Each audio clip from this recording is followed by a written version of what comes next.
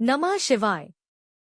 हे भोलेनाथ, हमें अहंकार, द्वेष, मोह, काम और क्रोध जैसी बुराइयों से बचाइए। श्रावण मास के इस पवित्र अवसर पर हमें संयम, भक्ति और सेवा की ओर अग्रसर करिए। आपकी कृपा से हमारा जीवन तप, त्याग और सद्भाव से भर जाए। हे नीलकंठ, इस कथा को सुनने सुनाने से हमारी आत्मा शुद्ध हो, यही हमारी प्रार्थना है। कोमल शिव मंत्रों की धीमी ध्वनि। श्रवण मास के तीसरे अध्याय की कथा आरंभ होती है। सनत कुमार मुनि ने भगवान शिव से विनती की, हे प्रभु, आपने श्रावण मास के व्रतों का संक्षेप में वर्णन किया था, पर हमारी जिज्ञासा अभी शांत नहीं हुई। कृपया विस्तार से बताइए ताकि हमारा जीवन सफल हो जाए। भगवान शिव मुस्कुराए और बोले, हे सनत कुमार, जो मनुष्य श्रावण मास में नक्तव्रत करता है, यानी दिन भर उपवास रखकर रात्रि में भोजन करता है, वह पूरे वर्ष भर नक्तव्रत के बराबर फल प्राप्त करता है। नक्तव्रत की विधि। गृहस्थों को सूर्यास्त के बाद भोजन करना चाहिए, परंतु संध्या की 3 घड़ी लगभग 1.5 घंटे बीतने के बाद। सन्यासी दिन के 8वें भाग के बाद भोजन कर सकते हैं, लेकिन रात्रि का भोजन उन्हें वर्जित है। जो व्यक्ति पुत्रवान है या आश्रम में न हो, वह भी रात्रि में ही नक्तव्रत करे। नक्तव्रत का पालन करने वाला भगवत भक्ति से जुड़ता है और उसे परमति प्राप्त होती है। 17 नदियों, 9 सागरों और 16 पवित्र तीर्थों के जल से भगवान विश्वेश्वर का अभिषेक करने की परंपरा है। प्रतिदिन रुद्र, महारुद्र या अतिरुद्र मंत्रों से अभिषेक करना चाहिए। त्याग और भोग। जो चीज हमें प्रिय है, उसे संकल्प लेकर महीने भर के लिए त्याग कर देना चाहिए और किसी श्रेष्ठ ब्राह्मण को दान में देना चाहिए। लक्ष्य पूजा का महत्व। अब सुनो उस शुभ लक्ष्य पूजा की विधि, जिससे शिवजी अत्यंत प्रसन्न होते हैं। जो लक्ष्मी की प्राप्ति चाहता है, वह लक्ष्य बेलपत्र या लक्ष्य दूर्वा से शिवजी की पूजा करे। आयु की कामना करने वाला लक्ष्य चंपा के फूलों से और विद्या का इच्छुक लक्ष्य मल्लिका या चमेली से हरि की पूजा करे। पुत्र प्राप्ति के इच्छुक व्यक्ति कटेरी के पत्तों से शिव और विष्णु का पूजन करें। दुह स्वप्न से छुटकारा पाने के लिए धान्य, अन्न से पूजा करें। देवता के सामने रंगवल्ली जैसे सुंदर चित्रण, पद्म, स्वस्तिक, चक्र आदि बनाकर पूजा करना चाहिए। इस मास में हर मनोरथ की पूर्ति हेतु मनुष्य को लक्ष्य पूजा करनी चाहिए। पूजा के बाद मंडप बनाकर रात्रि में जागरण करना चाहिए, गीत, वेदध्वनि, नृत्य और वाद्य के साथ। अग्निहोत्र और दान की व्यवस्था। प्रातः स्नान करके गायत्री मंत्र या मूल मंत्र से तिलघृत मिश्रित खीर से हवन करें। फिर वस्त्र, अलंकार और सभी पूजन सामग्रियों का दान करें। दीपक का दान विशेष पुण्यदायी होता है। यदि चांदी का दीपक हो और उसमें स्वर्ण बत्ती डालकर घी भरकर दान करें, तो समस्त कामनाओं की पूर्ति होती है। अंत में भगवान से क्षमा याचना करें और 100 ब्राह्मणों को भोजन कराएं।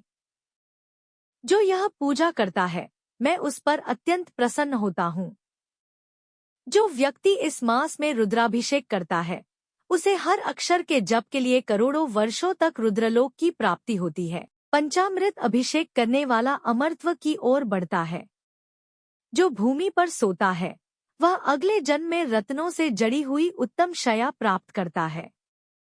ब्रह्मचर्य का पालन करने वाला व्यक्ति वीर्यवान, शक्तिशाली और ओजस्वी बनता है।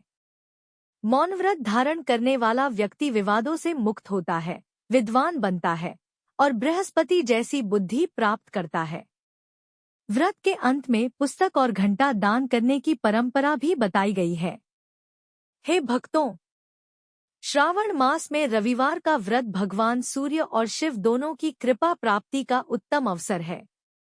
इस व्रत की कथा अत्यंत फलदायक और पापहर है। आप सभी इस कथा को अवश्य सुनें। आइए सुनते हैं सूर्य देव की कथा। रविवार व्रत की पौराणिक कथा के अनुसार प्राचीन काल में एक बुढ़िया रहती थी। वह नियमित रूप से रविवार का व्रत करती। रविवार के दिन सूर्योदय से पहले उठकर बुढ़िया स्नानादि से निवृत्त होकर आंगन को गोबर से लीपकर स्वच्छ करती। उसके बाद सूर्य भगवान की पूजा करते हुए रविवार व्रत कथा सुनकर सूर्य भगवान का भोग लगाकर दिन में एक समय भोजन करती।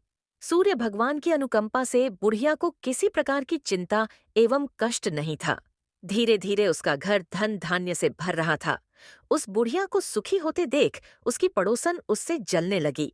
बुढ़िया ने कोई गाय नहीं पाल रखी थी, अतः वह अपनी पड़ोसन के आंगन में बंधी गाय का गोबर लाती थी। पड़ोसन ने कुछ सोचकर अपनी गाय को घर के भीतर बांध दिया। रविवार को गोबर न मिलने से बुढ़िया अपना आंगन नहीं लीप सकी। आंगन न लीप पाने के कारण उस बुढ़िया ने सूर्य भगवान को भोग नहीं लगाया और उस दिन स्वयं भी भोजन नहीं किया। सूर्यास्त होने पर बुढ़िया भूखी प्यासी सो गई। प्रातःकाल सूर्योदय से पूर्व उस बुढ़िया की आंख खुली तो वह अपने घर के आंगन में सुंदर गाय और बछड़े को देखकर हैरान हो गई। गाय को आंगन में बांधकर उसने जल्दी से उसे चारा लाकर खिलाया। पड़ोसन ने उस बुढ़िया के आंगन में बंधी सुंदर गाय और बछड़े को देखा तो वह उससे और अधिक जलने लगी। तभी गाय ने सोने का गोबर किया। गोबर को देखते ही पड़ोसन की आंखें फट गईं। पड़ोसन ने उस बुढ़िया को आसपास न पाकर तुरंत उस गोबर को उठाया और अपने घर ले गई तथा अपनी गाय का गोबर वहां रख आई। सोने के गोबर से पड़ोसन कुछ ही दिनों में धनवान हो गई। गाय प्रतिदिन सूर्योदय से पूर्व सोने का गोबर किया करती थी और बुढ़िया के उठने के पहले पड़ोसन उस गोबर को उठाकर ले जाती थी। बहुत दिनों तक बुढ़िया को सोने के गोबर के बारे में कुछ पता ही नहीं चला। बुढ़िया पहले की तरह हर रविवार को भगवान सूर्य देव का व्रत करती रही और कथा सुनती रही। लेकिन सूर्य भगवान को जब पड़ोसन की चालाकी का पता चला तो उन्होंने तेज आंधी चलाई। आंधी का प्रकोप देखकर बुढ़िया ने गाय को घर के भीतर बांध दिया। सुबह उठकर बुढ़िया ने सोने का गोबर देखा। उसे बहुत आश्चर्य हुआ। उस दिन के बाद बुढ़िया गाय को घर के भीतर बांधने लगी। सोने के गोबर से बुढ़िया कुछ ही दिन में बहुत धनी हो गई। उस बुढ़िया के धनी होने से पड़ोसन बुरी तरह जल भुनकर राख हो गई और उसने अपने पति को समझा बुझाकर उसे नगर के राजा के पास भेज दिया। सुंदर गाय को देखकर राजा बहुत खुश हुआ। सुबह जब राजा ने सोने का गोबर देखा तो उसके आश्चर्य का ठिकाना न रहा। उधर सूर्य भगवान को भूखी प्यासी बुढ़िया को इस तरह प्रार्थना करते देख उस पर बहुत करुणा आई। उसी रात सूर्य भगवान ने राजा को स्वप्न में कहा, राजन, बुढ़िया की गाय व बछड़ा तुरंत लौटा दो, नहीं तो तुम पर विपत्तियों का पहाड़ टूट पड़ेगा, तुम्हारा महल नष्ट हो जाएगा। सूर्य भगवान के स्वप्न से बुरी तरह भयभीत राजा ने प्रातः उठते ही गाय और बछड़ा बुढ़िया को लौटा दिया। राजा ने बहुत सा धन देकर बुढ़िया से अपनी गलती के लिए क्षमा मांगी। राजा ने पड़ोसन और उसके पति को उनकी इस दुष्टता के लिए दंड दिया। फिर राजा ने पूरे राज्य में घोषणा कराई कि सभी स्त्री पुरुष रविवार का व्रत किया करें। रविवार का व्रत करने से सभी लोगों के घर धन धान्य से भर गए। चारों ओर खुशहाली छा गई।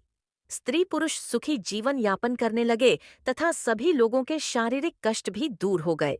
जैसी सूर्य भगवान ने बुढ़िया माँ पर कृपा करी, ऐसी सब पर करे। अगर आपको यह वीडियो अच्छी लगी है तो कमेंट जरूर करें और चैनल को सब्सक्राइब करना ना भूले।